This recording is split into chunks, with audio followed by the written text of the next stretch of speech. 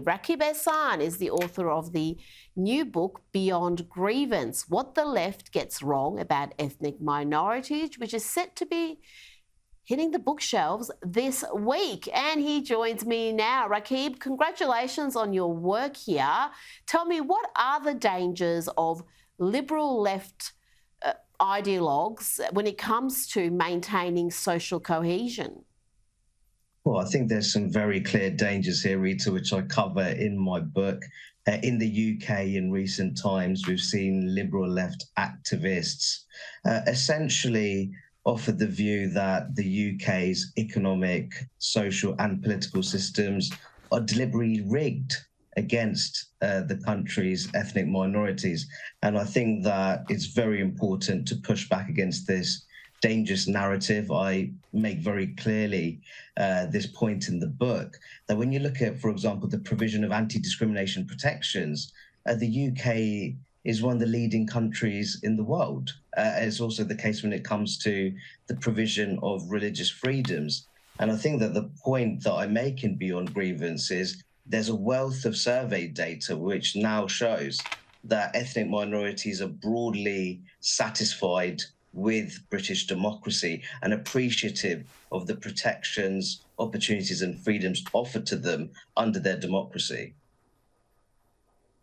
And they do particularly well. That's something that gets lost in all the grievance pushing, that ethnic minorities often are some of the top earners in any country. You look at the US, you look at the UK, here in Australia, you have minorities who come here often with very little, and within a generation, they have built wealth. They've given their children a really good start and good education, and the next generation achieves even more. So that seems to be lost in this narrative, doesn't it?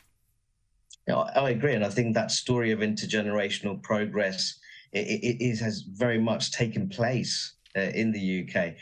When it comes to educational outcomes, for example, in the UK, particularly in England, pupils of Chinese, Indian, Bangladeshi and Black African origin, and indeed pupils of Pakistani origin, they're now performing better than the white British mainstream when it comes to attainment 8. This is essentially a GCSE level qualifications, 8 in total, and you calculate the average. And you also talk about earnings. Workers of Indian and Chinese origin now have a high level of median hourly pay in the UK when compared to their white British counterparts. So I just think that you wouldn't have those kind of positive outcomes for particular ethnic minorities if we were living in a fundamentally racist society. So what's your reaction to the push we're seeing from the left for things like reparations and constitutional recognition and even the affirmative action that we see in universities and some workplaces?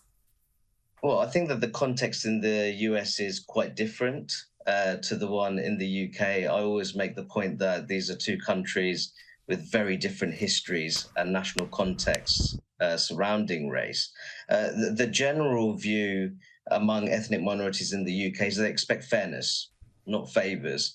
And I've always been of the view that the phrase positive discrimination is a real oxymoron. I think the emphasis should be on equality of opportunity. And I think I'd make this point. I don't see the UK through rose-tinted spectacles, in my view. I think there are improvements to be made. I think, for example, in healthcare, when it comes to an ever-diversifying population, it is important that you have a truly responsive healthcare system. I think that there are improvements to be made in terms of rebuilding police-community relations, especially in London. I also think that when it comes to the labour market, names which are not traditionally English sounding as such, they traditionally fare worse in employment processes compared to names which are traditionally English sounding, even when you control for things such as education level, skills, etc. So I think there are improvements to be made, but I think a mature anti-racist politics would also recognise the significant progress that the UK has made when it comes to racial equality. Now, Rakib, you say that there needs to be a greater appreciation of faith and acknowledgement of how faith is a source of resilience and strength for minority communities. Explain that to my audience. What do you mean by that? And what, again, do I think politicians from the left and the right miss about these migrant communities being overwhelmingly socially conservative? No, absolutely. And another point that I make in the book is that I believe that a stable family unit is the finest form of social security known to humankind. And I think faith nestles into that. My argument that I make in the book is that I do think there's a secular liberal tendency on the liberal left, which almost sneers at faith and religion, which I don't think is entirely helpful. I think that traditional ethnic and religious minorities living in the UK, as I say in the book, their faith is a source of optimism. It's their source of resilience as well. And I think they draw a degree of determination from their religious beliefs. And of course, I challenge extremist views in the book, and I think that the country's mainstream should be unapologetic when it comes to confronting forms of religious extremism. But I think that a healthy relationship with faith within ethnic minorities is actually provides those foundations to provide that sense of belonging and rootedness. So I also talk about religious and cultural associations, which are able to combat social isolation and loneliness.